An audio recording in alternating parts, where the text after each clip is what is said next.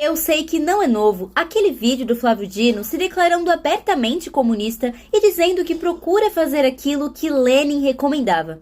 Porém, isso é tão medonho que é preciso falar sobre isso mais uma vez. Lenin foi um ditador comunista e um assassino em massa responsável por espalhar o terror vermelho em toda a Rússia. Atualmente, temos acesso ao chamado Decálogo de Lenin. Em outras palavras, os 10 mandamentos de Lenin. E é importante frisar que não existem evidências que comprovem a veracidade desse decálogo. Contudo, lendo essas ditas regras e comparando com as atitudes de Lenin, podemos facilmente fazer uma associação. E digo mais, não se esqueça que desde os anos 90, Lula já dizia que para implantar o socialismo no Brasil demandaria tempo. Implantar esse socialismo levaria quantos 30, 40, 50 anos para implantar num país de tantas coisas como o Brasil. Por isso, ninguém precisa ter tanto medo que não vai acontecer tão imediatamente, tá? Nós precisamos plantar agora para colher daqui a alguns anos. E não é loucura dizer que as atitudes e a postura do desgoverno Lula já correspondem com todos os itens desse tal decálogo de Lenin. Presta bem atenção que eu vou ler para você. Item 1. Corrompa a juventude e dê-lhe liberdade sexual. Item 2. Infiltre e depois controle todos os veículos de comunicação de massa. Item 3. Divida a população em grupos antagônicos, incitando-os a discussões sobre assuntos sociais. Item 4. Fale sempre em democracia e Estado de Direito, mas tão logo haja oportunidade, tome o poder sem nenhum escrúpulo. Item 5. Colabore com o esbanjamento do dinheiro público. Item 6. Coloque em descrédito a imagem do país, especialmente no exterior, e provoque pânico na população por meio da inflação. Item 7. Promova greves, mesmo ilegais, nas indústrias vitais do país. Item 8. Promova distúrbios e garanta que as autoridades não interfiram. Item 9. Contribua para o fim dos valores morais, da honestidade e da crença nas promessas dos governantes. E item 10. Procure catalogar todos aqueles que possuam arma de fogo, tornando impossível qualquer resistência à causa. Eu acho que nem é preciso comentar sobre esses itens, né? Mas eu quero trazer aqui, pelo livro do Olavo de Carvalho, 2 frases de Lenin, para vocês conhecerem um pouco melhor o assassino facínora que é ídolo do Flávio Dino. Primeira frase. Precisamos odiar. O ódio é a base do comunismo. As crianças devem ser ensinadas a odiar seus pais se eles não são comunistas. E a segunda frase. Somos favoráveis ao terror organizado, e isto deve ser admitido francamente. E aí, a minha pergunta com certeza é a mesma que a sua.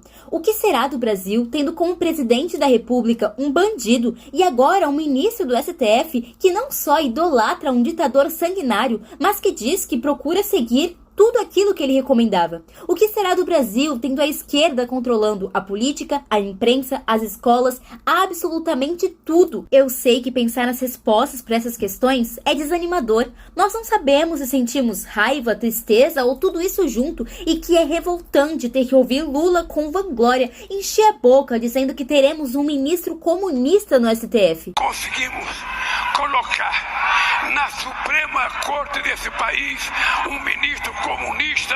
Saiba, eu não julgo você por querer desistir, por pensar que a direita perdeu, que o barco afundou, que o Brasil já era. E talvez nenhuma frase que eu diga nesse vídeo seja suficiente para fazer você voltar ao ânimo. Mas eu quero que você lembre de uma coisa. Se hoje o inimigo está no poder, é porque lá atrás, quando ele estava perdendo, ele não desistiu e se empenhou para conseguir o resultado de hoje. Quer um exemplo? O regime militar lá de 64 foi uma grande apunhalada para a esquerda. E o que ela fez? Por acaso ela desistiu? Claro que não. Foi na surdina e no silêncio que ela se infiltrou em diversos âmbitos do país. E assim como esse exemplo, podemos usar vários outros, como o impeachment da Dilma, a prisão do Lula, a vitória do nosso eterno presidente Bolsonaro. Tudo isso foram conquistas para o Brasil, mas derrotas para a esquerda. E de novo, eu pergunto, ela desistiu?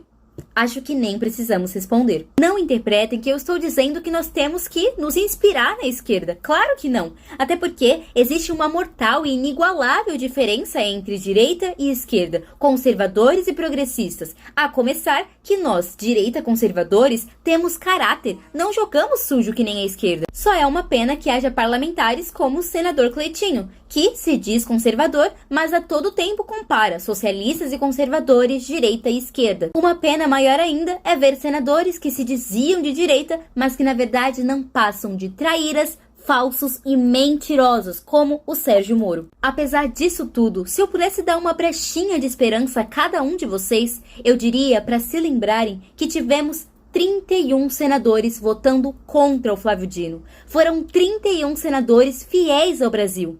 Não é muito, não é suficiente, mas é algo. Eu peço de coração a você que está me assistindo até agora. Não desista, aumente sua fé e recupere sua esperança, nem que seja um pouco, porque se os bons se calarem e desistirem, aí sim o mal vencerá. Eu sou jovem e estou sofrendo com tudo que vem acontecendo em nosso país, mas imagino que aqueles que são mais velhos devam estar sofrendo bem mais. Mesmo assim, mesmo com tudo isso acontecendo em nosso Brasil, eu me recuso a pensar que a guerra está acabada. Me recuso a jogar a toalha, desistir e continuar chorando. Cabe a você decidir se pensará do mesmo modo. Se vamos nos render ou nos esforçar no pouco que podemos para voltar a sentir orgulho de nosso país, como o ano que vem, onde teremos eleições municipais. Se esforce para que nenhum partido de esquerda seja eleito. E, acima de tudo, mantenha a fé. Pois já está escrito em Coríntios 2, capítulo 15, versículo 7. Quanto a vós, sede fortes e não desanimem, pois algum dia o trabalho de vocês será recompensado. De São Vicente, São Paulo, Aninha Ferreira, a voz do jovem na política.